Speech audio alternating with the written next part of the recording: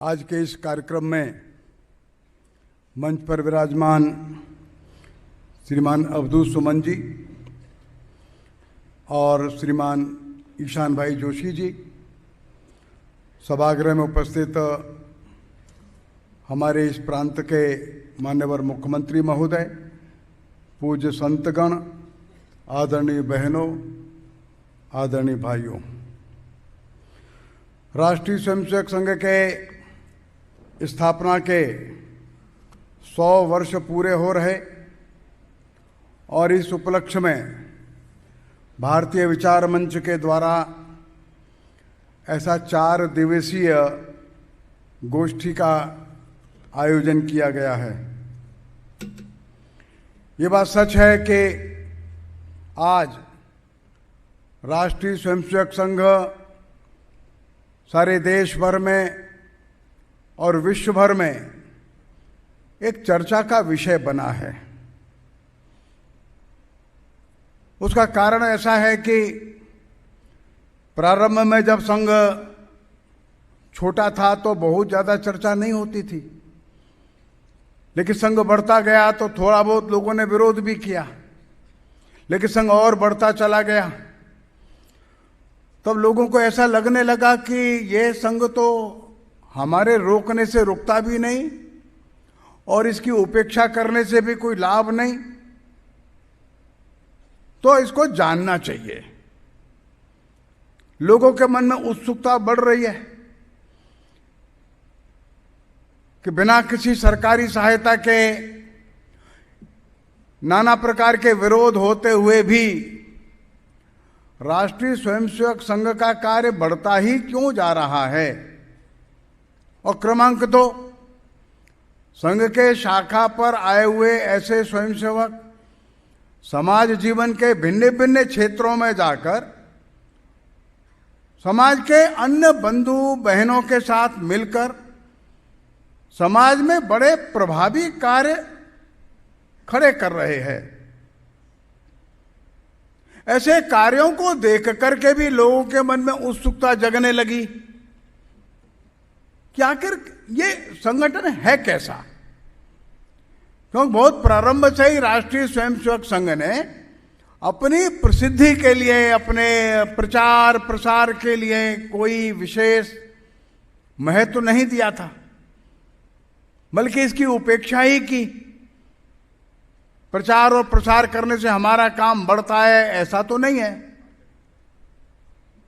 इसलिए लोगों के मन में जिज्ञासा होना बड़ा स्वाभाविक था कि ये लोग कैसे आगे बढ़ते हैं, इनके काम करने का तरीका क्या है, काम करने की शैली क्या है, ये लोगों को एकत्रित कैसे करते, लोगों को इंस्पायर कैसे करते, और इनके साथ आने के बाद लोग 40 वर्ष, 50 वर्ष, 60 वर्ष जीवन भर काम क्यों करते रहते हैं। ऐसे काम करते रहने के पीछे का प्रेरणा क्या है, इंस्पिरेशन क्या है। ये ऐसे निष्ठावान, भरोसे के, प्रामाणिक ऐसे लोग कैसे खड़े करते हैं। ऐसे नाना प्रकार के प्रश्न लोगों के मन में आ रहे हैं। तो हमारे जो भारतीय विचार मंच के लोग हैं, उन्होंने ये कल्पना की होगी इस शताब्दी वर्ष में ऐसे बहुत प्रकार के प्रश्न लोगों के जो मन में आ रहे हैं, उनके कुछ उत्तर उनको मिल जाए, कुछ समाधान उनका हो जाए। इस दृष्टि से ये जो 4 दिवसीय कार्यक्रम रखा है, तो मैं पहले दिन ही आपके सामने उपस्थित हुआ हूं। आज का जो दिन चर्चा का है, उसमें मुख्य रूप से संघ के संस्थापक पूजनीय डॉक्टर साहब, तो उन्होंने ये संगठन कैसे प्रारंभ किया, क्यों प्रारंभ किया, उनकी भूमिका क्या रही होगी उस समय। तो ये संगठन, ये समाज के अंदर संगठन है या सारे समाज को जोड़ने का काम संघ करता है। तो छोटे से बीज रूप में ये संघ काम करता है। तो ऐसे कैसे करता है, इसका उद्देश्य क्या है, मोडस ऑपरेंडी क्या है, ऐसा मोटा मोटा विषय आज का है।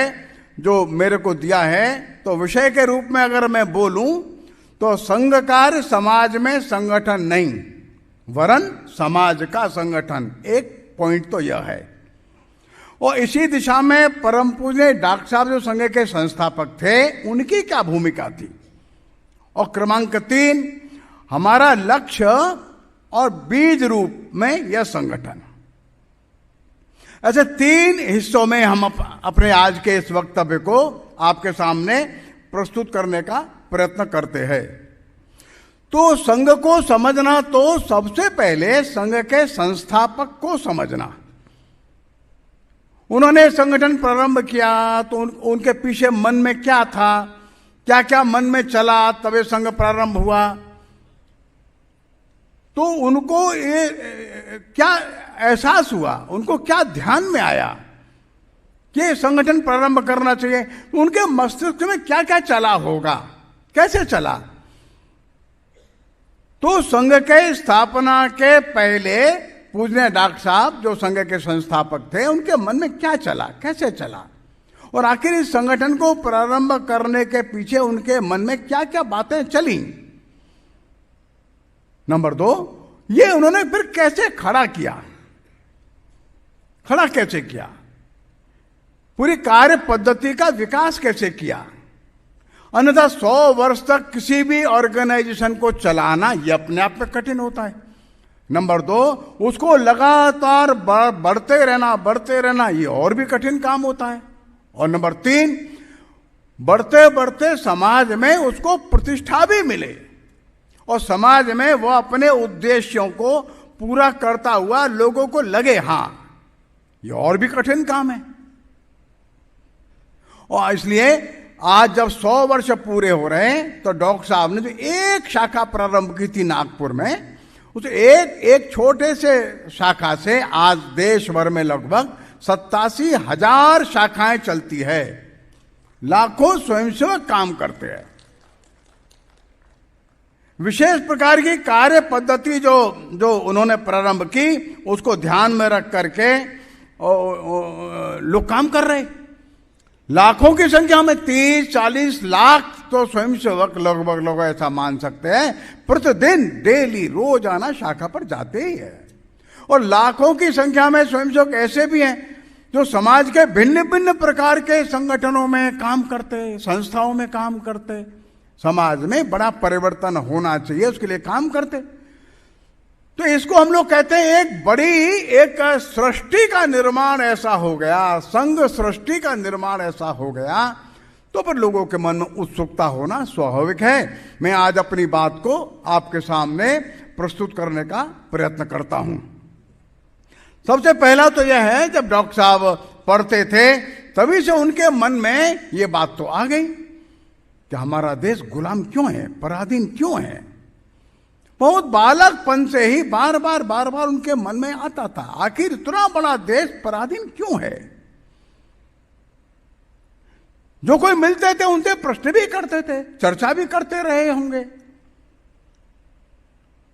लेकिन सामान्य से विद्यार्थी समय से उनके मन में आ गया तो ठीक है, कोई बात नहीं, हमारा देश तो पराधीन हो गया है, इसको स्वतंत्र कैसे कराना है।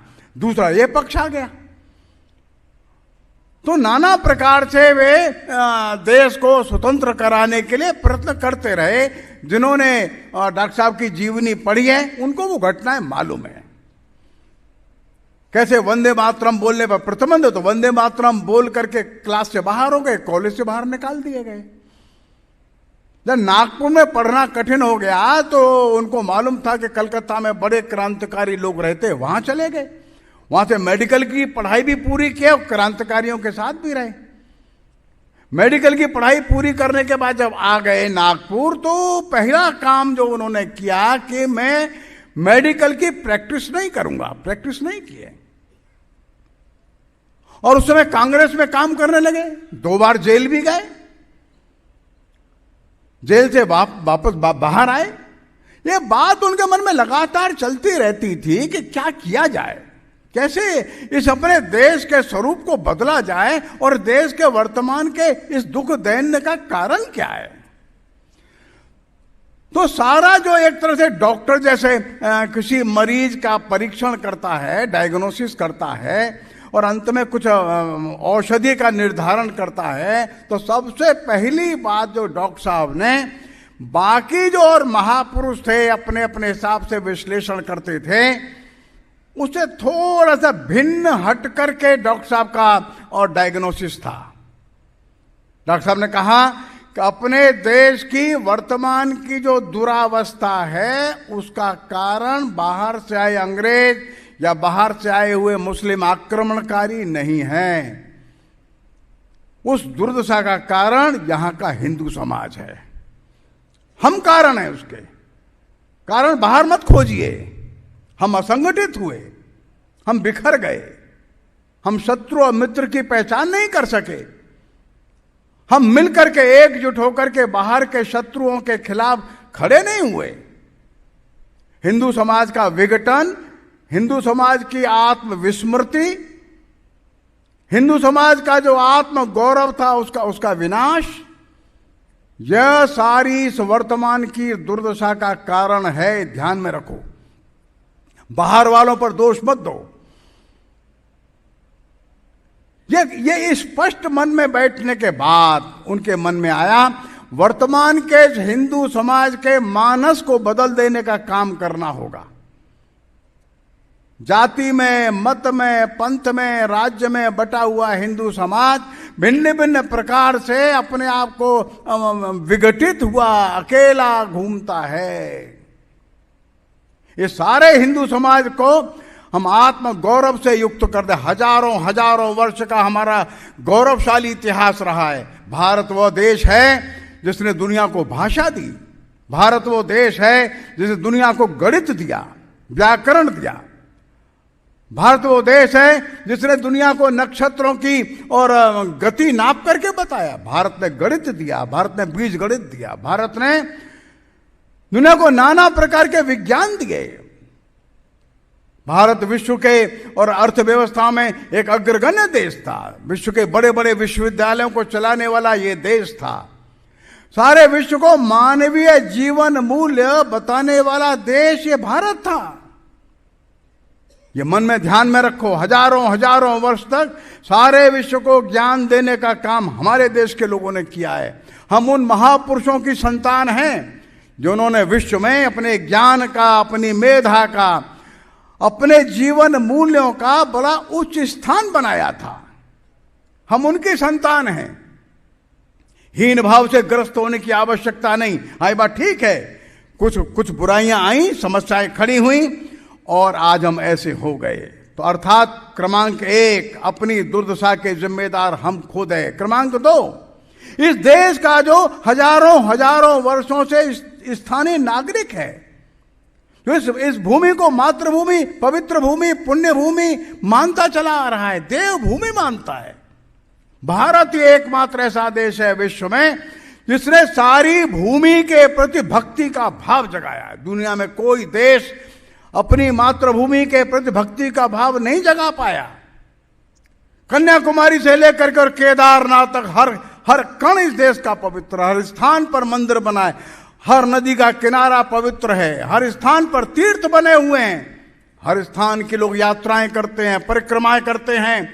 ऐसा देश जिसने भक्ति का भाव जगाया, ऐसा देश जो कण कण को पवित्र मानता है, वो समाज इस देश का हजारों हजारों वर्षों से रहने वाला समाज है। उसके उत्थान से देश का उत्थान होता है। उसकी विस्मृति से राष्ट्र विस्मृति के गर्त में चला जाता है। वो जो हिम्मत से खड़ा होगा तो देश खड़ा होगा। अर्थात इस देश को संभालने वाला कौन? हिंदू। इस देश को उन्नति के शिखर पर पहुंचाने वाला कौन? हिंदू। इस देश को अपनी मातृभूमि, पुण्य भूमि, देवभूमि मानने वाला कौन? वो हिंदू समाज। अर्थात हिंदुत्व जो है वो इस देश का राष्ट्रीयत्व है। इस हिंदुत्व के सहारे ही देश आगे बढ़ेगा। हिंदुत्व के अंदर वो सब कुछ है जो विश्व के अंदर अपना पुराना गौरवशाली स्थान प्राप्त कराने में सामर्थ्यवान है। अर्थात उस समाज की विस्मृति को दूर कर देना है, उस समाज को संगठित करना है, उस समाज को आत्मबोध करा देना है।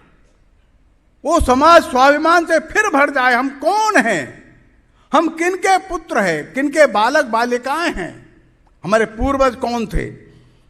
अर्थात हिंदू समाज के अंदर एक स्वाभिमान का, सम्मान का, आत्मगौरव का, अपने साहित्य का, अपने पुराने ऋषि मुनियों के महान संस्कारों का, विचारों का भाव इस समाज के अंदर आ जाए तो इस समाज का स्वाभिमान जग जाएगा।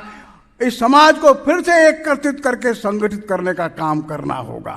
और क्रमांक 3, ये काम मैं करूंगा। पूज्य डॉक्टर साहब ने बड़े आत्मविश्वास से अपने मन में संकल्प लिया। यह कोई अहंकार की बात नहीं थी, लेकिन यह प्रचंड आत्मविश्वास था डॉक्टर साहब का, जो उन्होंने कहा यह विशृंखलित हिंदू समाज, बिखरा हुआ हिंदू समाज, आत्मगौरव से दूर चला गया हिंदू समाज, विदेशी शासन को ही नियति मान लेने वाला हिंदू समाज, हमारे उद्धार के लिए अंग्रेज आया है ऐसा मान करके अंग्रेजी की शिक्षा पाने वाला ऐसा हिंदू समाज, इस हिंदू समाज के वर्तमान स्वरूप को बदलकर इसको फिर से संगठित करके खड़ा कर देने का काम मैं करूंगा। अकेले डॉक्टर साहब ने हिम्मत के साथ तय किया, मैं करूंगा। ये दूसरा बड़ा संकल्प था और प्रचंड आत्मविश्वास का ये प्रतीक था कि वज्र जैसा संकल्प डॉक्टर साहब ने अपने मन में ले लिया। अब चौथी बात यह थी कि डॉक्टर साहब अब संगठन कैसे करते हैं। उनके सामने कोई बहुत बड़ा कोई मॉडल था ऐसा नहीं है, बस बात मन में बैठ गई। ये करोड़ों का हिंदू समाज, इसके पूर्व इतने महान, कोई बात हो गई, 1000-2000 वर्षों में विकृतियां आई हैं, कोई बात नहीं। हर एक समाज में उत्थान और पतन आते हैं, लेकिन इसको फिर से संगठित करना, फिर से एकत्रित लाना, फिर से स्वाभिमान से भर देना और सारा हिंदू समाज सारे भेदभाव भूलकर एकजुट होकर अपनी इस मातृभूमि के गौरव को फिर से प्राप्त करने के लिए संगठित हो जाए, यह काम करना है। तो डॉक्टर साहब ने स्वयं एक विशेष कार्य पद्धति का विकास किया। उन्होंने कहा एक स्थान पर प्रतिदिन आओ, प्रतिदिन अपनी मातृभूमि का और हिंदू समाज का स्मरण करो, प्रतिदिन मातृभूमि के संबंध में कुछ प्रार्थना करो और परम पवित्र भगवा ध्वज को गुरु के स्थान पर मानकर एक सुंदर सी प्रार्थना की रचना उन्होंने कराई। और छोटे छोटे से कार्यक्रम, खेल कूद करना है, कुछ देशभक्ति का गीत गाना है, देश के बारे में कोई चर्चा करना है, 1 घंटे का कार्यक्रम करो, तो शरीर भी स्वस्थ रहे, मिलकर के खेलेंगे, मन भी स्वस्थ रहे, अपने देश के बारे में, मातृभूमि के बारे में हम चर्चा वार्ता करें। और ऐसा एक कार्यक्रम प्रारंभ किया और धीरे धीरे इसका विकास किया। प्रतिदिन, ऐसा तो कोई संगठन देश में नहीं था। लोग मिलते थे सप्ताह में 1 बार, 15 दिन में 1 बार, 1 महीने में 1 बार, 2-3 महीने बाद ऐसे संस्थान चलते थे। डॉक्टर साहब ने कहा नहीं, प्रतिदिन अपने शरीर को स्वस्थ रखना है, अपने मन को प्रसन्न रखना है और अपने संकल्प को सदैव जीवित रखना है। राष्ट्रीय स्वयंसेवक संघ ने अपनी जो प्रार्थना निश्चित करी, उस प्रार्थना में हमने तय किया, हर एक स्वयंसेवक जब प्रार्थना करता था तो प्रार्थना करता था, पहले अपने बारे में कहता था, हे मातृभूमि, मेरा यह शरीर तेरे काम आ जाए। बाकी के लोग काम करेंगे नहीं करेंगे बात की बात है, सबसे पहले पततु एषः कायो ते नमः ते नमः। हे मातृभूमि, मैं तेरे को प्रणाम करता हूं, तेरे ऊपर बड़ा, तेरे ऊपर पला, शक्ति मन बुद्धि सब तूने दी। ये मेरा शरीर पततु एषः, ये मेरा शरीर तेरे ऊपर काम आ जाए। शरीर काम आ जाए अर्थात मन है, बुद्धि है, विवेक है, सामर्थ्य है, हे मातृभूमि तेरे लिए। यह संकल्प हर एक स्वयंसेवक का व्यक्तिगत था। लेकिन आगे की प्रार्थना में स्वयंसेवकों ने जब बोला तो यह बोला, हे मातृभूमि, तेरे परम वैभवशाली स्वरूप को देखने के लिए हम काम कर रहे हैं। और उसी प्रार्थना में एक पंक्ति में उसने कहा, परम वैभवन्ने तुम्हें तत्स्वराष्ट्रम, अपने इस राष्ट्र को परम वैभवशाली स्थान पर जब तक नहीं देख लेंगे तब तक हम ये काम करते ही रहेंगे। अब दो बातें देखिए। पहली बात है, स्वयंसेवक अपने आप को संकल्प ले रहा है, हे मातृभूमि तेरे लिए मैं काम करूंगा। और दूसरी ओर मिलकर के कह रहे हैं सभी स्वयंसेवक, हे मातृभूमि तेरे अंदर 85 समस्याएं खड़ी हो गई हैं। गरीबी भी है, जातिगत भेदभाव भी है, भाषा और प्रांत के झगड़े हैं, राजा अलग संघर्ष कर रहे हैं, अंग्रेजों के अत्याचार अलग हैं, देश भयंकर रूप से निरक्षरता की ओर बढ़ चुका है। ऐसी अनेकों सैकड़ों नहीं हजारों समस्याओं से ग्रस्त समाज और देश, लेकिन संकल्प कैसा? सारे विश्व में सर्वश्रेष्ठ वैभव संपन्न भारत बनाने का संकल्प। उसी प्रार्थना में वो नीचे बोलता था, परम वैभवन्ने तुम्हें तत्स्वराष्ट्रम, अपने इस राष्ट्र को हम सब मिलकर के अत्यंत वैभवशाली बनाएंगे।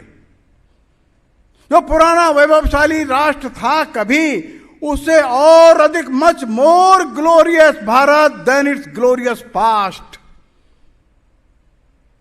उससे भी और अधिक वैभवशाली भारत हम बनाएंगे। ऐसी छोटी छोटी शाखाएं चलती रहीं, छोटे छोटे बाल किशोर स्वयंसेवक आते रहे, डॉक्टर साहब उनको समझाते रहे, ये देश अपना, मातृभूमि अपनी, समाज अपना। इस समाज के लिए काम करने के लिए बाहर से लोग नहीं आएंगे। कौन करेगा? हम करेंगे। डॉक्टर साहब की आयु अधिक, बच्चे 10 और 11 12 वर्ष के। यह करिश्मा डॉक्टर साहब का था कि डॉक्टर साहब ने अपने मन को स्थानांतरित कर दिया। उनका मन जो है वो बच्चों के मन के अंदर चला गया, उनके मन के मस्तिष्क के भाव उन बच्चों के मन में स्थापित हो गए। डॉक्टर साहब का संकल्प उस शाखा के स्वयंसेवकों के मन के संकल्प में बदल गया। बच्चों को समझ में आने लगा डॉक्टर साहब जो कह रहे हैं वो ठीक कह रहे हैं। तो एक और डॉक्टर साहब के मन में एक संकल्प था, इस राष्ट्र को अत्यंत वैभवशाली बनाना है, लेकिन मेरे पास ये बच्चे ही हैं बस। डॉक्टर साहब का जो आश्चर्यजनक जो कर्तव्य है वो ये है कि डॉक्टर साहब ने अपने मन को, अपने संकल्प को, अपने विचार को, अपने उद्देश्य को उन सैकड़ों बच्चों के, बालकों के, किशोरों के मन में स्थापित करने में वे सफल हो गए। खेल खेल में ही वो बच्चे डॉक्टर साहब के प्रति इतने आकर्षित हो गए। उनके लिए डॉक्टर साहब माता पिता गुरु भगवान जैसे लगने लगे। डॉक्टर साहब का मन इतना निर्मल था, डॉक्टर साहब के मन में उन बच्चों के लिए प्रेम था। डॉक्टर साहब के मन में इस मातृभूमि का दृश्य देख करके अत्यंत वेदना थी। हिंदू समाज का दृश्य देख करके उनका मन रोने लगता था। अनेक बार वो आंसुओं से झर रोने लगते थे उन बालकों के सामने ही। हे भगवान, मेरी इस मातृभूमि का क्या हाल हो गया, कितना कष्ट पाया है। हमारे देश के मंदिर टूट गए, राजा रानी नष्ट हो गए, महिलाओं ने जौहर किए, लाखों की हत्या हुई, हमने जजिया दिया, तीर्थ यात्रा के लिए टैक्स दिया, ग्रंथालय को अंगार लग गया, विश्वविद्यालय नष्ट कर दिए गए। हमारा अपराध क्या था? क्या अपराध था भारत का? कोई अपराध नहीं। एक अपराध था, क्या? हम असंगठित थे। हम शत्रु और मित्र की पहचान नहीं कर सके। आक्रमणकारियों के सामने हम हिम्मत से डटे नहीं। तो डॉक्टर साहब ने जो सारी समस्याओं को देख करके, जो डायग्नोसिस करके जो औषधि निर्धारण किया, वो ये किया, ये संगठन और ऐसे बच्चों के मन में ये भाव स्थापित कर दो, बस ये बालक आगे का काम संभाल लेंगे। ये औषधि निर्धारण है। डायग्नोसिस के बाद जो प्रेस्क्रिप्शन लिखा डॉक्टर साहब ने, वो यही लिखा, इस देश में लाखों ऐसे कार्यकर्ता चाहिए जिनके जीवन का ध्येय यही बन जाए कि इस मातृभूमि का वैभवशाली स्वरूप लाए बिना मैं चैन से नहीं बैठूंगा। एक शाखा से दूसरी शाखा लगाने वाले कार्यकर्ता खड़े होते चले गए। जिन्होंने एक शाखा पर आए, जिन्होंने एक शाखा पर कार्यक्रम देखे और वर्ष 2 वर्ष 3 वर्ष, हाँ अब हम और शाखाएं लगा सकते हैं। एक शाखा से सीख करके अन्य शाखाओं पर जाते चले गए। और दूसरी सबसे बड़ी आश्चर्यजनक बात जो है, आज शायद लोगों को समझ में आएगी नहीं आएगी हम कह नहीं सकते। डॉक्टर साहब ने अपनी आंखों के सामने एक 15 वर्ष बड़ा परिश्रम किया, 25 से 40 तक, तो उन्होंने अपनी आंखों के सामने देखा कि सैकड़ों युवक ऐसे खड़े हो गए जो डॉक्टर साहब के बिना बताए ही कहीं भी जाने को तैयार थे। यह बहुत बड़ा अचीवमेंट था।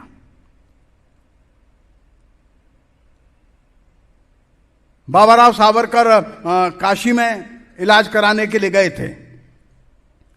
विनायक सावरकर जी के बड़े भाई काशी हिंदू विश्वविद्यालय में वे इलाज करा रहे थे। वहां से उन्होंने पत्र भेजा डॉक्टर साहब को, और डॉक्टर साहब को कहा तुरंत काशी हिंदू विश्वविद्यालय में आप शाखा लगाने के लिए आइए, किसी को भेजिए। कोई जवाब डॉक्टर साहब ने नहीं दिया। फिर दूसरा पत्र आया, फिर तीसरा टेलीग्राम आया, आप तुरंत भेजो, मैं यहां हूं, अभी यहां शाखा के लिए बहुत अच्छा वातावरण है। डॉक्टर साहब ने वो पत्र और टेलीग्राम नागपुर के कुछ युवकों के सामने पढ़ करके सुनाया। देखो, काशी से, वाराणसी से सावरकर जी का ये समाचार आया है, बाबा राव सावरकर ने भेजा है, तो हम क्या करें। तुरंत उन्हीं में से एक बालक खड़ा होता है, मैं जाऊंगा वहां, अब मेरे को भेजो। भैया जी दानी तुरंत वहां चले गए, वो युवक थे, उन्होंने वहां एडमिशन ले लिया, विश्वविद्यालय में शाखा शुरू कर दी। डॉक्टर साहब के सामने धीरे धीरे धीरे धीरे देखते देखते स्थान स्थान पर स्वयंसेवक इस संघ के कार्य के विस्तार के लिए कहीं भी जाने को तैयार हो गए। हरेक के मन में, हरेक के हृदय में एक छोटे डॉक्टर साहब की प्रतिमूर्ति स्थापित करने में डॉक्टर साहब सफल हो गए। हमारे उत्तर प्रदेश में, हम तो उत्तर प्रदेश के रहने वाले, वहां भावराव काम करने के लिए आए थे। भावराव नागपुर के पढ़ने वाले थे, नागपुर में अच्छा अध्ययन कर रहे थे। अचानक उनके मन में आया उत्तर प्रदेश में काम शुरू करते हैं, तो नागपुर में विद्यालय थे, लेकिन उन्होंने अपने परिवार में कहा हम लखनऊ जाकर के पढ़ेंगे। वहीं जाकर के अपना बीकॉम में और लॉ में एडमिशन ले लिया। लखनऊ में भावराव देवरस पहुंच गए। उत्तर प्रदेश की शाखा लगाने का काम उन्होंने किया, और देखते देखते सारे देश के कुछ प्रमुख स्थानों पर वो कार्यकर्ता चले गए जिन्होंने डॉक्टर साहब को प्रत्यक्ष में देखा था, डॉक्टर साहब को अनुभव किया था। इस हिंदू समाज की वर्तमान की दुर्दशा के जिम्मेदार कौन है और वो बदलेगी कैसे। वो डॉक्टर साहब के संकल्प को मन में रख करके कोई बेंगलुरु चला गया, तो कोई लाहौर चला गया, कोई कराची गया, तो कोई पटना चला गया, कोई कलकत्ता चला गया। देखते देखते एक छोटा सा ही क्यों हो, लेकिन अत्यंत समर्पित, अत्यंत तेजस्वी लोगों का वो समूह सारे देश में बिखर गया। जिनको राष्ट्रीय स्वयंसेवक संघ के विस्तार के बारे में जानना होगा तो उनको ये देखना होगा, ये लोग कोई बीएससी किया था, कोई एमएससी किया, कोई लॉ किया, कोई बीए किया, या वहीं जाकर के पढ़ लेंगे, ऐसा था। राष्ट्रीय स्वयंसेवक संघ कोई प्रसिद्ध संगठन नहीं था, रहने को भी कोई मकान नहीं मिलता था, खर्चा करने को पैसा भी नहीं था। राष्ट्रीय स्वयंसेवक संघ क्या है इसको समझाना भी मुश्किल था। कोई बड़ा भारी प्रसिद्ध नेतृत्व तो हमारे पास है, वो भी नहीं था। न पैसा था, न कोई प्रसिद्ध नेतृत्व था, न कोई बड़ा साहित्य था, लेकिन जाने वाले लोगों के मन में एक संकल्प जरूर था कि डॉक्टर साहब ने जो काम बताया है उस काम को मैं जीवन भर करूंगा। आज कल्पना करना कठिन है, 20-22 वर्ष के युवक जब देश के भिन्न भिन्न स्थानों पर चले गए और इस तरह से चले गए जैसे वहां पर कुछ है ही नहीं, कोई जान पहचान भी नहीं। कोई छोटा सा पत्र दे दिया, उस व्यक्ति ने भी कोई महत्व नहीं दिया। वहीं जाकर के कोई छोटा नौकरी कर लेना, कोई छोटा सा काम कर लेना जिससे अपना पेट भरता रहे, बस। लेकिन ये संघ का काम मैं करूंगा। तो ये जो डॉक्टर साहब ने जो एक एक स्वयंसेवक तैयार किया था, ये बीज रूप में था। जो पहली शाखा प्रारंभ हुई ये बीज रूप में है। शाखा का मतलब ही ऐसा होता है, ये शाखा से और शाखा प्रोलिफरेट करती है। जैसे बरगद का कोई पेड़ है, नीम आम का कोई वृक्ष आपने देखा होगा, उसमें शाखा निकलती है। शाखा का अर्थ ही है कि शाखा में शाखा निकलेगी, ये उसकी प्रॉपर्टी है, उसका गुण है। तो नागपुर की एक शाखा से 10 शाखा और हर एक शाखा से फिर 10 शाखा, जहां गए वहां की शाखा, वहां से फिर एक शाखा, फिर शाखा। ये जो विस्तार का तरीका था ये मौलिक था। डॉक्टर साहब के मन में था, जो औषधि का निर्धारण किया, तो इस देश में परिवर्तन आएगा वो तब आएगा जब लाखों लोग ऐसे खड़े हो जाएं, गांव गांव खड़े हो जाएं, हर गली मोहल्ले में खड़े हो जाएं, जो तय कर लें हिंदू समाज का दुख मेरा दुख है, हिंदू समाज का सुख मेरा सुख है, हिंदू समाज का स्वाभिमान मेरा सम्मान और मेरा स्वाभिमान है, और हिंदू समाज का अपमान मेरा अपमान है। हिंदू समाज के मान अपमान और सुख दुख के साथ इतने एकात्म भाव से लोग खड़े हो जाएं, और ये लाखों की संख्या में चाहिए। कोई 2-4 बड़े नेतृत्व करने वाले लोग मिल गए उससे बात नहीं बनेगी। ऐसे स्वयंसेवक बढ़ते चले जाएं तो ये स्वयंसेवक आगे चल करके समाज के बंधुओं के साथ मिलकर समाज में परिवर्तन करने में सफल होंगे। समाज में कोई बड़ा परिवर्तन करना है, कुछ बड़े 1-2 नेताओं से स्थायी परिवर्तन नहीं होगा। देश के प्रत्येक गांव, प्रत्येक गली, प्रत्येक मोहल्ला, प्रत्येक कॉलोनी में ऐसे लोग चाहिए जो जीवन भर इसी उद्देश्य को, ध्येय को लेकर के जीते रहें। तब देश में कोई एक बड़ा परिवर्तन हो सकता है। डॉक्टर साहब ने दूसरी बात जो बहुत ध्यान से रखी, वो रखी कि किसी को दोष मत दो, पॉजिटिविटी के साथ चलो, सकारात्मक सोचो, अपनी दुरावस्था का जिम्मेदार दूसरों को ठहराने की कोशिश बिल्कुल मत करो। हमेशा एक ही बात सोचो, मेरा देश कितना महान था, आज हम इसको ठीक करेंगे। इस दुर्दशा के लिए जिम्मेदार अंग्रेज, मुसलमान, आक्रमणकारी नहीं है, हम स्वयं हैं। और इस परिवर्तन के लिए अपनी शक्ति, बुद्धि, सामर्थ्य सब कुछ लगा दो। तो जो कार्यकर्ता आगे बढ़े उनको इस सिद्धांत के ऊपर भरोसा था, अर्थात वर्तमान की इस दुर्दशा में से निकालकर वैभवशाली हिंदू समाज को हम बना सकते हैं। हाँ, बड़े बड़े लोगों को पूछते तो क्या उत्तर देते, कहना कठिन है। लेकिन डॉक्टर साहब ने जिन स्वयंसेवकों को तैयार किया था, उन स्वयंसेवकों के मन में इस सिद्धांत के प्रति अटूट विश्वास था। उन स्वयंसेवकों को डॉक्टर साहब के ऊपर भी भरोसा पूरा था कि डॉक्टर साहब जो कह रहे हैं वो सच कह रहे हैं। क्यों? डॉक्टर साहब इतने प्रेम से सबके सामने अपनी बात रखते थे। जो गए स्वयंसेवक कहीं भी थे, उनको अपने कर्तव्य पर विश्वास था। तो एक और अपने सिद्धांत के ऊपर विश्वास कि राष्ट्र हिंदू राष्ट्र है, इसको वैभवशाली हम बनाएंगे। क्रमांक 2, पूरी डॉक्टर साहब के ऊपर विश्वास। क्रमांक 3, इस कार्य पद्धति पर विश्वास। क्रमांक 4, अपने ऊपर भरोसा। भले अनुभव नहीं होगा, अनुभव कम होगा, जैसे मैंने पहले बताया, साधन नहीं, पैसा भी नहीं, कोई बड़ा भारी प्रसिद्ध नेतृत्व भी नहीं, बड़ी भारी जान पहचान नहीं, किसी प्रकार के किताबें पुस्तकें, ये कुछ नहीं, समझाना मुश्किल। लेकिन बिना प्रसिद्धि, बिना साधन ये स्वयंसेवक देश भर में चले गए और देखते देखते उनको अद्भुत सफलता प्राप्त हुई। जो जहां गया वो सफल होकर के ही रहा। चाहे कराची में गया, लाहौर में गया, चाहे केरल में गए, चाहे गुवाहाटी में गए, जो जहां गया वो जम गया। और इसलिए धीरे धीरे धीरे धीरे धीरे अपने शाखाओं का विस्तार होता चला गया। सब जो गए उन्होंने अपने उदाहरण से वहां पर राष्ट्रीय स्वयंसेवक संघ के कार्य की नींव डाल दी। लोगों ने उनको देखा। वहां पर लोगों ने डॉक्टर साहब को नहीं देखा सामान्य रूप से। डॉक्टर साहब तो चले गए 1940 में, और उसमें केवल 500-600 स्थानों पर शाखा थी। लेकिन जो गए, कहीं यादवराव जोशी गए तो कहीं राजा भाऊ पातुरकर गए, कहीं भावराव देवरस गए, वो इनको देख रहे थे, वहां के स्वयंसेवक, और धीरे धीरे इन्होंने जिनको बनाया उनको देखने लगे। इस प्रकार से इस राष्ट्रीय स्वयंसेवक नाम के संगठन की नींव पड़ी और संगठन का विस्तार प्रारंभ हुआ। बंधुओं और बहनों, इसमें एक बात ध्यान करने की है, वो ये है कि हम हिंदू समाज के अंदर एक मजबूत संगठन चाहते हैं। नहीं, ऐसा नहीं।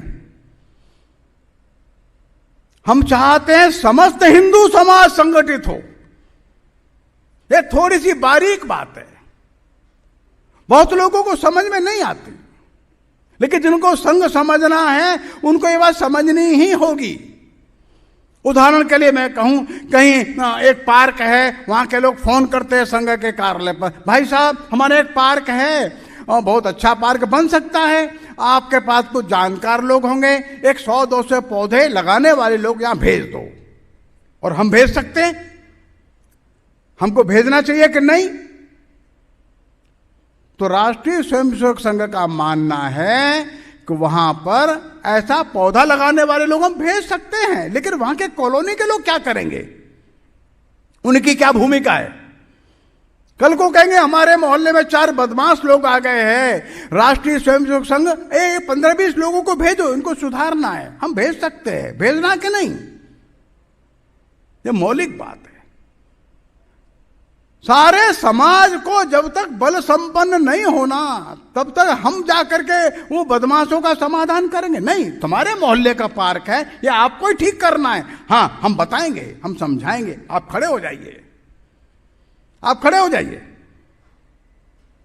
और इसलिए जो कोई समस्या है जहां पर उसका समाधान वही है, उसका समाधान वहीं के नागरिकों के द्वारा, वहीं के समाज के द्वारा करना है। अभी मैं सौराष्ट्र में एक संघ शिक्षा वर्ग में गया था, मैंने वहां देखा 401 कार्यकर्ताओं का शिविर था, व्यवस्था के मिलाकर के 500 लोग हो गए। हर दिन एक गांव से रोटी आती है, हर दिन एक 300-400 परिवार जो है वो रोटियां बना करके भेजते हैं। वो किसी भी जाति के हैं, किसी भी वर्ण के, वर्ग के हैं, संपन्न है चाहे गरीब है, हर घर से 5-7-10 रोटी इकट्ठा करके लाते हैं। देखने में छोटी सी बात है, लेकिन जब शिविर समाप्त होता है, 20 दिन का शिविर समाप्त हो जाता है, तो एक 4-5 हजार परिवारों से रोटी आई है, भोजन आया है, बन करके आता है। वो 4-5 हजार परिवार राष्ट्रीय स्वयंसेवक संघ के शिविर को अपना मानते हैं। ये भोजन करने वाले जो हमारे स्वयंसेवक हैं, इन परिवारों को अपना मानते हैं। ये समाज का संगठन है। समाज के लोगों को लगना चाहिए ये हमारा संगठन है, संगठन के लोगों को लगना चाहिए ये समाज हमारा है। समाज के अंदर एक संगठन खड़ा करना वो नहीं, संपूर्ण समाज को संगठन से जोड़ करके रखना, ये मौलिक बात है, फंडामेंटल बात है। बंधुओं, किसी भी बीज को देख करके बताना बड़ा मुश्किल काम है कि वृक्ष कैसा होगा।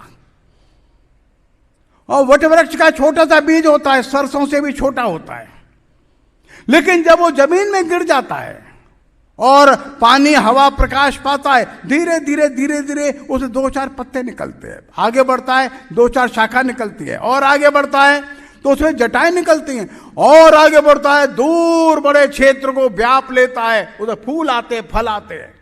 बीज को देख करके यह कहना मुश्किल है कि वृक्ष कैसा बनेगा, बहुत कठिन काम है। लेकिन यह बात सच है, उस वृक्ष में आया हुआ कोई भी अंग प्रत्यंग है, वो फल है, फूल है, शाखा है, पत्ती है, जटा है, जड़ है, तना है, शाखा प्रशाखा है, वो सबका गुण जो है इस बीज में है, सबका डीएनए वहां है। और इसे नीम का बीज डालेंगे तो नीम का वृक्ष उगेगा, वट वृक्ष का बीज डालेंगे तो वट वृक्ष उगेगा। उस बीज के अंदर उसका गुण निहित है। राष्ट्रीय स्वयंसेवक संघ भी अपने उस डीएनए को लेकर के आगे बढ़ रहा है, जिसमें परम वैभव सारा देश अत्यंत वैभवशाली सारा देश, ये प्राप्त करने तक काम करते ही रहना है। और वो प्राप्त करने के लिए जो जो करना है वो सब करना है। ये बीज का गुण है। तो कभी कभी लोगों को आश्चर्य होता है, ये संघ कैसे कैसे काम करता है, ये काम करता है, वो काम करता है। तो दो प्रकार के काम हम करते हैं। पहला क्रमांक एक, ये शाखाओं का विस्तार करते चलो, करते चलो। 87,000 पर रुकना नहीं। देश में 7 लाख गांव है। अभी 1 लाख क्रॉस करो, फिर अगर 1.5 लाख करो, फिर 2 लाख करो, 7 लाख गांव तक स्वयं से खड़ा होना चाहिए। तो यह विस्तार चलता रहेगा। और क्रमांक 2, समाज की प्रत्येक दुरावस्था जो है उसको दूर करने के लिए जो जो संभव काम है वो सब करते रहो, समाज के लोगों को साथ लेकर। यह संपूर्ण समाज का संगठन है। एक बार हमारे आसाम में हमारे एक कार्यकर्ता आए, उन्होंने एक समस्या हमारे सामने रखी। समस्या यह थी कि वहां की जो बहुत गरीब जनजातियां हैं, चाय बागान में हैं, तो वहां पर बाहर से आकर के पुरोहित विवाह नहीं करता, तो उन बच्चों के विवाह ही नहीं हो पाते। अनेक बार ऐसे बहुत लोग हो जाते हैं जिनका विवाह नहीं हुआ। लेकिन विवाह नहीं हुआ, फिर भी वो ऐसा व्यवस्था बन गई कि बच्चे हो रहे। उन बच्चों के विवाह कैसे हो? एक सामाजिक समस्या। मैं भी पहली बार ये समस्या सुन रहा था। हमने उनका पूछा, इसका समाधान बताओ। समाधान तो मैं बताता हूं, भाई साहब थोड़ा सा मेरी व्यवस्था करा दो आप, थोड़ी सी। हाँ, व्यवस्था हम कराएंगे, समाधान बताओ। तो हम ऐसा करते हैं, जिनका विवाह होने वाला है, इनके माता पिता का भी तो विवाह नहीं हुआ था, उनका विवाह करते हैं। वो व्यवस्था ठीक बन जाएगी, फिर बच्चे जो है इनके विवाह होने लग जाएंगे। अब सुनने में बाहर बड़ा अजीब सा लगता है, लेकिन उस हमारे कार्यकर्ता ने सारी व्यवस्था करी। पहले बार में ही 100 विवाह किया उसने। उसको वहां बूढ़ा विवाह कहते थे। इनके बच्चे विवाह के योग्य है, लेकिन इनका विवाह पहले करो, माता पिता का तो विवाह नहीं हुआ है। आपको आश्चर्य होगा, एक एक स्थान पर माता पिता का विवाह, इनके भी माता पिता का विवाह और इनके पुत्र का भी विवाह। समस्या है, उस समस्या का समाधान ढूंढना है। यह बात तो शाखा पर कभी सिखाई नहीं गई थी, ये ध्यान में भी नहीं। लेकिन वहां के कार्यकर्ताओं को ये ध्यान में आया, अपना पवित्र हिंदू समाज का ये अंग है, एक छोटी समस्या है, ये समस्या का समाधान हम ढूंढेंगे। उन्होंने ढूंढ निकाला और फिर एक 10-12 वर्षों के अंदर लगभग 22-23 हजार विवाह वे कर दिए। संकट टल गया, समस्या थी, समाधान निकल आया। मेघालय में एक समस्या थी, कोई बीमार व्यक्ति इलाज कराने के लिए गुवाहाटी गया, मानो योगायोग से वो मृत हो गया, मर गया। अब उसके जो शव को लेकर के वापस जब आए, तो जितनी नदियां पार करेंगे उतने बकरे काटने पड़ेंगे और भोजन कराना पड़ेगा। ये तो बड़ा खर्चीला काम। तो वहां के कार्यकर्ता लोग बैठे, क्या किया जाए? हाँ ठीक है, परंपरा तो है, तो ऐसा करते हैं, इतने बकरे काटने की जरूरत नहीं है, ये इतना मुर्गी काटोगे तो भी बात बन जाएगी। हाँ, तो लोगों को समझ में आ गया, समस्या है, उस समस्या का समाधान वहीं ढूंढिए, वहीं ढूंढिए। अब मैं कलकत्ता एक दिन बैठा था, तो उन्होंने कहा बांग्लादेश की सीमा पर भाई साहब हमारे हिंदुओं के लिए विद्यालय ही नहीं है। कहीं 500 जनसंख्या है, कहीं 1000 जनसंख्या है, विद्यालय नहीं है, क्या करें हमारे बच्चे? तो कलकत्ता के व्यापारी लोग खड़े हुए और लगभग 150 विद्यालय उन्होंने खड़े कर दिए। बोले हम पैसा देंगे। अरे हिंदू बच्चों के लिए विद्यालय नहीं है, वो सीमा पर विद्यालय है, कोई बात नहीं। तो समस्या का समाधान वहीं के वहीं ढूंढना और समाज को एकजुट करके उन समस्याओं के समाधान के लिए लगा देना। तो एक और अपने संगठन की सर्वव्यापकता, दूर दूर तक संगठन चला जाए, और दूसरी ओर समाज के सभी समस्याओं का समाधान भी हम लोग खोजें। कोई भी समस्या है, समाधान उसका वही निकालना है, वही खोज करके समाधान उसको आगे बढ़ा देना है। तो एक और जो हमारा संगठन जब बीज रूप में हम कहते हैं, इसका अर्थ है ये संगठन जैसे जैसे बढ़ता चला जाएगा, समाज के अंदर जो जो समस्या दिखाई देगी उस सभी समस्याओं को समाधान करने का सामर्थ्य यह संगठन रखता है। लोगों को आश्चर्य होता, अरे वो संगठन खुल गया, वो संगठन खुल गया, वो संगठन खुल गया, हाँ क्या दिक्कत क्या है? उस क्षेत्र में कोई भी समस्या हमको ध्यान में आ रही है तो जब विद्यार्थी क्षेत्र में समस्या ध्यान में आई थी आजादी के तुरंत बाद, तो हमारे कुछ स्वयंसेवकों ने मिलकर के विद्यार्थी परिषद प्रारंभ किया। जब साधु समाज में ऐसा लगा कि साधु समाज, संत समाज आध्यात्मिक भाव से एकजुट होकर समस्त हिंदू समाज के लिए कैसे अच्छा विचार करके हिंदू समाज का मार्गदर्शन कर सकता है, तो पूजनीय गुरु जी के नेतृत्व में विश्व हिंदू परिषद प्रारंभ हो गया। तब मजदूर क्षेत्र में ऐसा लगने लगा कि यहां तो देश के अहित में विचार करने वाले, चाइना की सेना का स्वागत करने के नारे लगाने वाले लोग जो प्रभावी हो रहे थे, स्वयंसेवकों को कर रहा नहीं, मजदूर क्षेत्र में अपने लोग खड़े होने चाहिए। और वहां उन्होंने एक संगठन खड़ा किया, समाज के लोगों को साथ ले लिया। अर्थात हमारे जो बीज है, बीज के अंदर जो हमारा डीएनए है, उस डीएनए के अंदर जो गुण सूत्र है, उस गुण सूत्र में वो सब बातें हैं जो समाज को आवश्यक है।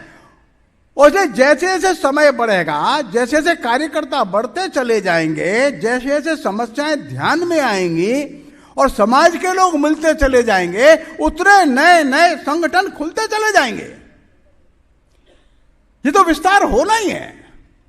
अभी थोड़े 1-4-5 वर्ष पूर्व भी एक गतिविधि प्रारंभ हुई, उसका नाम है पर्यावरण। उसका भाव ये है कि ये जो सारा क्लाइमेट चेंज हो रहा है, उपभोगवाद बढ़ रहा है, टेम्परेचर सारे ग्लोब का बढ़ रहा है, ग्लेशियर का मेल्टिंग चल रहा है, बहुत समस्या है। इसको कैसे दूर करें? तो प्लास्टिक का उपयोग कम करो, कंज्यूमरिज्म कम करो, पानी को संभाल कर रखो, ग्रीन कवर बढ़ाओ, पौधा लगाओ, ऐसा प्रयोग प्रारंभ किया। तो पर्यावरण नाम से गतिविधि प्रारंभ की। तो इस गतिविधि के कुछ कार्यकर्ताओं ने मन में एक विचार लाया कि प्रयाग में बड़ा कुंभ हो रहा है और इस कुंभ में बड़ी संख्या में और प्लास्टिक की थालियां उपयोग में आती हैं, इसको बंद करना चाहिए। तो क्या करना चाहिए? तो प्लास्टिक की थालियों के स्थान पर मान लो हम लोग और स्टील का थाली बांट दें, स्टील का गिलास दे दें, तो धोइए, साफ करिए। जिनको आश्रम में 40 दिन भोजन करना है तो थाली का 12 लाख थाली और लगभग इतने गिलास और एक कपड़े का थैला उन्होंने सारे कुंभ में बांट दिया। प्रारंभ में तो ऐसा लगा ये क्यों बांट रहे, बाद में आश्रम वालों ने उसी का उपयोग किया। एक एक आश्रम में 2000-3000 थालियां आ गई। हर दिन 4-5-7 हजार 8 हजार जो प्लास्टिक का थाली फेंकता था, प्लेट फेंकता था, वो बंद हो गया। पर्यावरण को बचाने के लिए करोड़ों प्लेट जो है प्लास्टिक का, वो रुक गया। करोड़ों की संख्या में जो गिलास था प्लास्टिक का, वो रुक गया। सर्वत्र प्रशंसा हुई और बाद में उन्होंने आश्रम को वो थालियां दे दिए, महाराज जी इनको ले जाइए, आप अपने आश्रम में प्रयोग करिए, प्लास्टिक का कम से कम। सारे देश भर में एक वातावरण हमारे इन कार्यकर्ताओं ने समाज के अच्छे लोगों के साथ मिलकर बना दिया कि देश में जल को बचाना है, तालाबों को गहरा करना है, नए नए पौधे लगाना है, प्लास्टिक को कम उपयोग में लाना है, ग्लोबल वार्मिंग कम करने के लिए अपना उदाहरण रखिए। सारे विश्व में केवल भारत ही ऐसा उदाहरण रख सकता है जो मितव्ययिता का है, कम खर्चा कम खर्चा कम खर्चा और कम और कम। ये हमको रखना है, आज नहीं तो कल। जो यूएन के सेक्रेटरी गुटेरस है, उन्होंने भी एक 4 वर्ष पूर्व 5 वर्ष पूर्व घोषणा की थी। उन गुटेरस ने घोषणा की थी कि जो इतना हम तेल और कोयला यूज कर रहे हैं, कंज्यूम कर रहे हैं, ये डिगिंग करते हैं, we are digging our graves, हम अपनी कब्र खोद रहे हैं।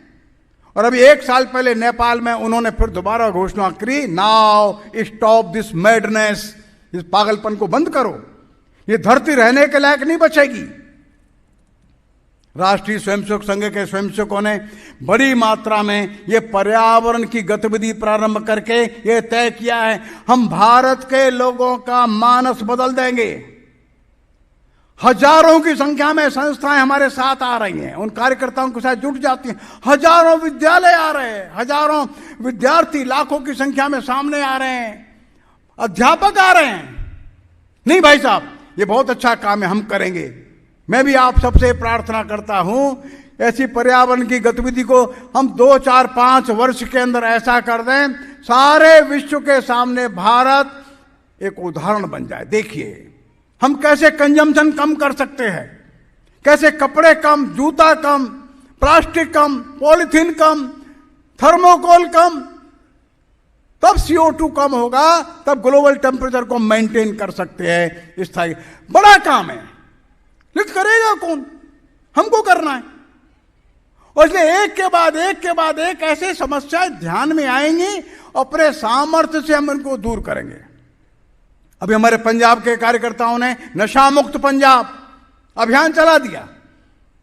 स्वयंसेवक थोड़े से है, मुझको आश्चर्य हुआ, सैकड़ों की संख्या में संत लोग सामने आ गए, डेरे वाले सामने आ गए, अध्यापक सामने आ गए, प्रोफेसर से, वाइस चांसलर से, व्यापारी है। भाई साहब, ये काम तो तुरंत होना चाहिए। हमारे पंजाब के बच्चे बहुत परेशान हैं नशे के कारण से। ये नशा मुक्त करना हमने संघ की शाखा पर नहीं सिखाया था। संघ की शाखा पर यही सिखाया था, मेरा हिंदू समाज स्वस्थ होना चाहिए, वो नशे में है तो दूर करना मेरा काम है। तो पंजाब के लोग लग गए। मेरा कहने का भाव यह है कि बीज रूप में प्रत्येक वो बात उसमें छिपी है हमारी शाखा में, स्वयंसेवक के मन में, जो हिंदू समाज और इस देश को परम वैभवशाली बनाने के लिए उपयोगी होगी। हर बात इस राष्ट्र के दुर्भाग्य को, दुर्दैव को दूर करने के लिए जो जो आवश्यक होगा वो सब काम हम करेंगे। हमारे गुणसूत्र में वो बात है। कई बार लोगों को जो आश्चर्य होता है तो उनको हमारा जो ध्येय वाक्य है, परम वैभवन्ने तुम्हें तत्स्वराष्ट्रम, इस अपने इस राष्ट्र को जब तक हम परम वैभवशाली नहीं बना लेंगे तब तक हम काम करते ही रहेंगे, नए आयाम खोजते ही रहेंगे। बंधु और बहनों, संघ का एक संकल्प था, जो संकल्प आज भी है। डॉक्टर साहब ने वो संकल्प हमको दिया है। वो संकल्प संपूर्ण संघ का है। एक तरह से वो संकल्प समस्त हिंदू समाज का है, अपने राष्ट्र को परम वैभवशाली बनाना ही है। क्रमांक 2, यही संकल्प प्रत्येक शाखा का हो जाता है। वो शाखा संकल्प लेती है, मैं ऐसे सैकड़ों स्वयंसेवकों को हम खड़ा कर देंगे। वो शाखा का संकल्प बन जाता है। वो शाखा उस संकल्प को लेकर के अपनी शाखा की स्थिति को सुधारने में लग जाती है और ऐसे सैकड़ों स्वयंसेवकों को खड़ा करने के लिए प्रयत्न करती है। धीरे धीरे ये संकल्प प्रत्येक स्वयंसेवक का संकल्प बन जाता है। वो हर स्वयंसेवक शाखा पर आने वाला सोचता है, मैं इसके लिए क्या कर सकता हूं। अपने मन में परिवर्तन लाता है, अपने जीवन की शैली में परिवर्तन लाता है, अपने स्वभाव और व्यवहार को बदलता है, अपने साथ 10 लोगों को खड़ा करने का प्रयत्न करता है। वो संकल्प जो था वो स्वयंसेवक के मन का संकल्प बन जाता है। अगले चरण में जब हम आते हैं, वो संकल्प उसके परिवार का संकल्प बन जाता है और अपने मित्रों का संकल्प बनाकर इसको पूरे समाज का संकल्प बना देता है।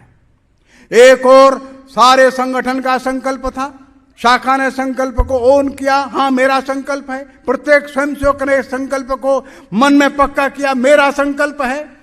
उस स्वयंसेवक ने परिवारी जन मित्रों के मन में बात बैठाल दी, हाँ हम सबका संकल्प है। धीरे धीरे सारा गांव, सारा समाज इस संकल्प के साथ खड़ा हो जाता है। उदाहरण के रूप में हम देखें, राम जन्मभूमि का विषय चला, तो निधि संग्रह हुआ, बाद में अक्षत बांटने के लिए गए।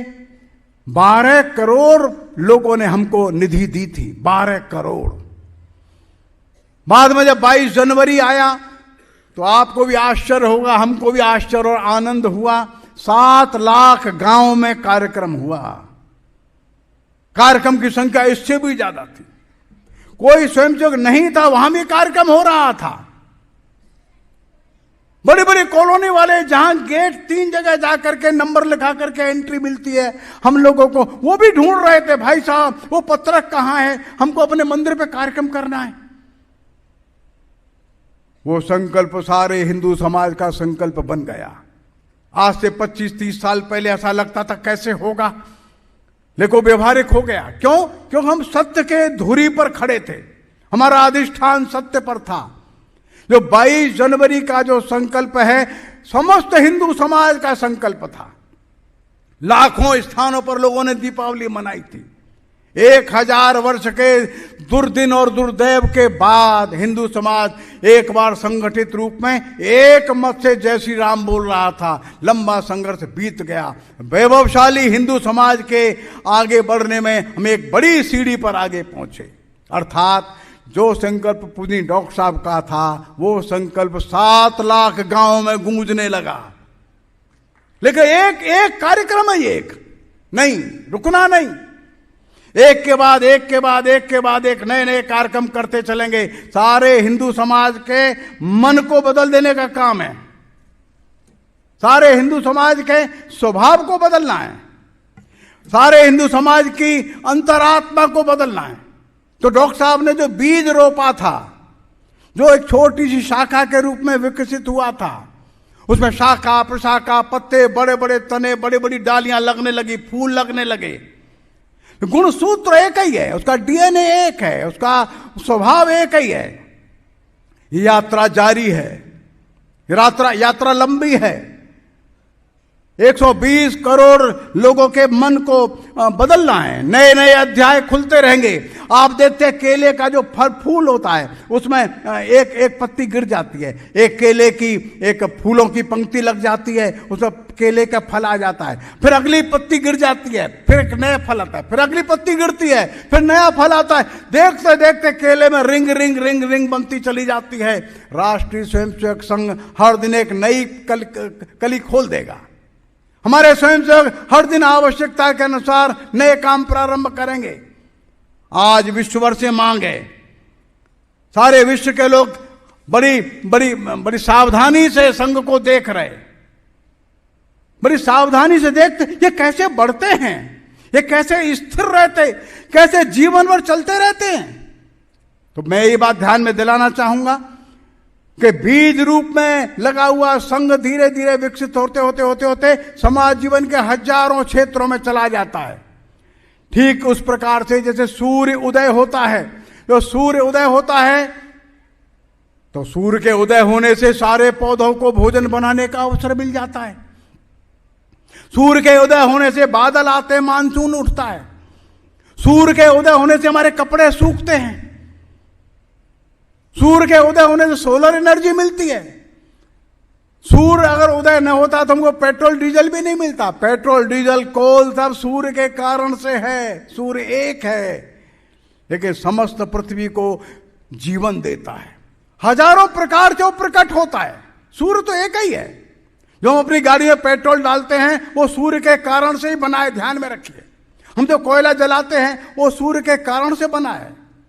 हमारे कपड़े सूखते हैं सूर्य के कारण से सूखते हैं। नदियों में जल बहता है सूर्य के कारण से ही बहता है। मानसून उठता है सूर्य के कारण से उठता है। फसल उठती है सूर्य के कारण से उठती है। सूर्य एक है, परिणाम अनंत है। राष्ट्रीय स्वयंसेवक संघ एक है, परिणाम अनंत है, समस्याएं अनंत है। हर एक समस्या को समाधान करने का एक मास्टर की, या हम कह सकते हैं एक महाऔषधि डॉक्टर साहब ने निर्धारित की है। जैसे हमने प्रारंभ में कहा, डॉक्टर साहब ने विश्लेषण किया, डायग्नोसिस किया, प्रेस्क्रिप्शन लिखा। हिंदू समाज का संगठन अपने महान ध्येय को लेकर के खड़ा हो जाए और वो काम मैं करूंगा, उन्होंने प्रारंभ किया। बंधुओं, 100 वर्ष की यात्रा अत्यंत सफल यात्रा है, विलक्षण यात्रा है, अनोखी यात्रा है। और विश्व में इसका कोई सादृश्य नहीं है, नो पैरेलल एट ऑल। इसका कोई दूसरा सादृश्य है ही नहीं। ये हिंदू समाज ने स्वयं विकसित की हुई यात्रा है। हिंदू समाज के मन और बुद्धि के कारण से अनेक अनेक अनेक उपक्रम बढ़ते जा रहे, बढ़ते जाएंगे। लेकिन अपने मन में एक ही बात ध्यान में रखना है। क्यों? क्योंकि हिंदू समाज को रहना है धरती पर, क्योंकि विश्व को इसको बहुत कुछ देना है। हर एक समाज की एक ड्यूटी, रिस्पॉन्सिबिलिटी होती है। हर एक समाज के एक जीवन का लक्ष्य होता है। हमारे हिंदू समाज का जीवन का लक्ष्य है सारे विश्व को, हम लोगों को सभ्य बनाना ही है, सारे विश्व को ज्ञान देना ही है, सारे विश्व को वसुधैव कुटुंबकम हम ही बता सकते हैं। दुनिया में कोई समाज ये कहता ही नहीं वसुधैव कुटुंबकम। वो अपने अपने छोटे छोटे से समूह का ही सुख मांगते हैं। हिंदू ही केवल ऐसा है सारे विश्व में जो कहता है वसुधैव कुटुंबकम। हिंदू ही ऐसा है जो कहता है सब लोग मिलकर के अच्छे से रह सकते हैं। और इसलिए अंत में आर्नोल्ड टोयनबी का एक वचन है, वो मैं आपके सामने सुनाता हूं। आर्नोल्ड टोयनबी कहते हैं, एक पुस्तक की भूमिका में वो लिखते हैं कि पिछली शताब्दी थी वो यूरोप की थी और विज्ञान की थी, लेकिन जिस गति से और जिस दिशा में ये दुनिया बढ़ रही है, अपने अवश्यंभावी विनाश की ओर बढ़ रही है। ये विनाश टलने वाला नहीं दिख रहा। अंत में लिखते हैं बट देयर इज ए वे, एक मार्ग है। वो मार्ग है हिंदुत्व का, वो मार्ग भारत के पास है। वहां पर एक स्पिरिट है, वहां के लोगों के अंदर एक भावना है, और वहां के लोगों का एक एटीट्यूड है, एक व्यवहार है, आचरण है। उस स्पिरिट के कारण उनके पास वो व्यवहार है जिसके कारण सारी धरती के लोगों को एक परिवार की तरह विकसित होते हुए वे आनंदित होते हैं। ये स्पिरिट और ये एटीट्यूड केवल भारत के हिंदुओं के पास है। अब कोई दूसरा मार्ग नहीं है।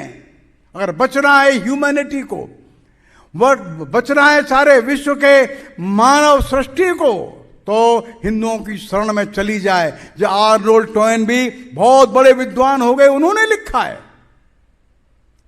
और इसलिए ये जिम्मेदारी, ये डिवाइन रिस्पॉन्सिबिलिटी हिंदू समाज के ऊपर है। हिंदू समाज का स्वभाव जितनी तेजी से बदलेगा, अपने ईश्वरीय दाय को उतना तेजी के साथ ये पूर्ण करने में सफल होगा। मैंने आपके सामने पूज्य डॉक्टर साहब का मन, उनके द्वारा जो विश्लेषण, उनके द्वारा जो एक विशेष कार्य पद्धति का विकास और सारे हिंदू समाज को स्वाभिमान सम्मान के साथ संगठित करते हुए आगे बढ़ाने का संकल्प, और आज लगभग 87,000 शाखाओं के साथ लाखों प्रकार के कार्य करता हुआ ये संघ खड़ा है या स्वयंसेवक खड़े हैं, उसके एक पार्श्वभूमि, पृष्ठभूमि मैंने आपके सम्मुख रखी है। नमस्कार।